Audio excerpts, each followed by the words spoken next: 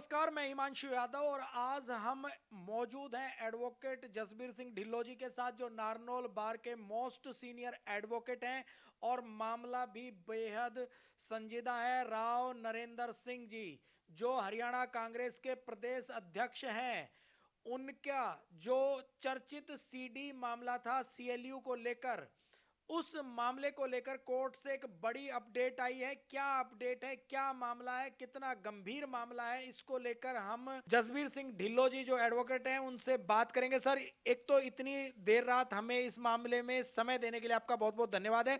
क्या मामला है, थोड़ा विस्तार से डिटेल से ब्रीफ करके बताइए कि, और आप किस पक्ष की तरफ से हैं ये भी थोड़ा सा बताइए सर। हिमांशु जी, आपका स्वागत है और नमस्कार है आपको। मामला तो ये 2009 से 2014 जो कांग्रेस की सरकार थी, एडिड बाई श्री भूपेंद्र सिंह हुड्डा, जिसमें अपने राव नरेंद्र सिंह भी मंत्री थे, नरेश सेलवाल, रामनिवास गोडेला और जरनैल सिंह, विनोद भ्याणा, इनका एक कोई ज़मीन की सीएलयू लेने के लिए और स्टिंग ऑपरेशन हुआ था। जो यहाँ मैटर है उसमें राव नरेंद्र सिंह, जो उस समय वजीर हरियाणा में होते थे, 30 से 50 करोड़ रुपए की डिमांड करते हुए उनके आरोप हैं शिकायतकर्ता के, उसमें दिखाई दे रहे हैं, सुनाई दे रहे हैं। उस बात को लेके श्री रामपाल माजरा ने एक शिकायत लगाई थी और उस शिकायत के आधार पर एफआईआर नंबर 3/2016 में एंटी करप्शन ब्यूरो में गुड़गांव दर्ज हुई थी। अब उस पर ठंडे बस्ते में उसको डाल दिया गया था। रामपाल माजरा साहब ने पिछले दिनों एक चंडीगढ़ में प्रेस कॉन्फ्रेंस की थी। चौधरी अभय सिंह जी चौटाला ने भी इस बात को उठाया था कि भी इस तरह के जहाँ संगीन आरोप हैं, इतनी बड़ी डिमांड एक ब्राइब की जा रही है, आप इस पर कोई एक्शन नहीं ले रहे। तो अल्टीमेटली एंटी करप्शन ब्यूरो ने 23 अक्टूबर 2025 को एडिशनल सेशन जज कोर्ट नारनौल में एक चार्जशीट पेश की थी राव नरेंद्र के खिलाफ। उस पर बार बार प्रोसीडिंग्स चलती रही और कल की इसमें तारीख थी।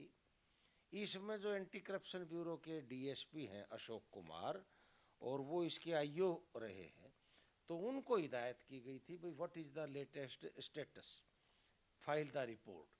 तो उन्होंने कल स्टेटस रिपोर्ट फाइल की और उस स्टेटस रिपोर्ट के आधार पर और जो चालान पेश किया गया उसके आधार पर आर्ग्यूमेंट्स हमने पेश किए अपनी तरफ से, और ऑनरेबल कोर्ट ने बतौर एक्यूज्ड राव नरेंद्र सिंह को 10 फरवरी 2026 को पेश होने के लिए आदेश किए हैं।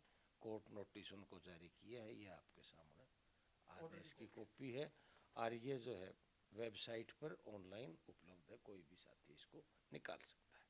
कल ये फैसला आया था, लेकिन मैं दर्शकों को बता दूं कि कल हम इस मामले को इसलिए नहीं पाए क्योंकि शायद ऑर्डर अपलोड नहीं हुआ था।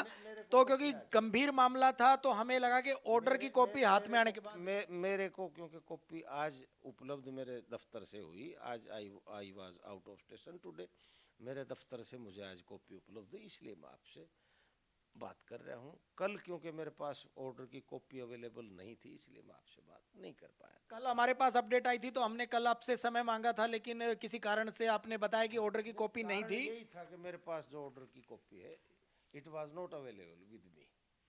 तो अभी इतनी रात को आपने समय दिया उसका धन्यवाद। लेकिन ये कितनी गंभीर मामला है, किन एक्ट और किन धाराओं के अंदर ये समन हुआ है, और अगर कल को इसके अंदर दोषी पाए जाते हैं तो कितने, क्या पनिशमेंट उनको मिल सकता है, क्या सजा हो सकती है, क्या संभावनाएं इसके अंदर है, वो थोड़ा विस्तार से बताएं आप हमें। ऐसा है कि अभी तो इनको नोटिस हुआ है, कोर्ट नोटिस हुआ है। कोर्ट नोटिस के बाद इनको पेश भी होना होगा अदालत में और फिर चार्ज पर बहस होगी।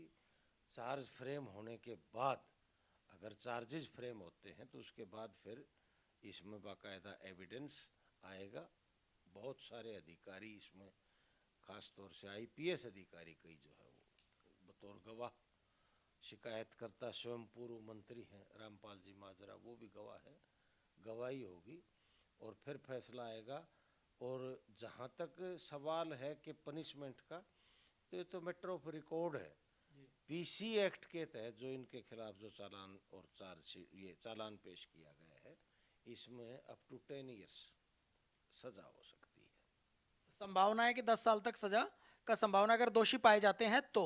In case if a person is convicted for commission of offence punishable under section 7 or 13 of the PC Act, he can be convicted up to the period of 10 years.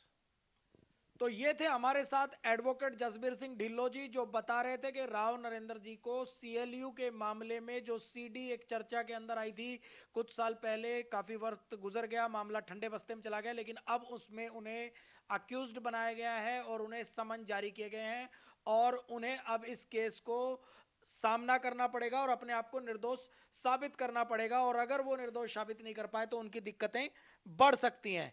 और कोई ऐसी चीज इस केस से related अगर आप हमारे दर्शकों को बता पाएं नॉलेज के हिसाब से तो। इससे तो एक ही बात साबित होती है कि किस कदर कांग्रेस की सरकार रहते और किस किस पद पर बैठे आदमी ने क्या क्या कृत्य किए हैं जी।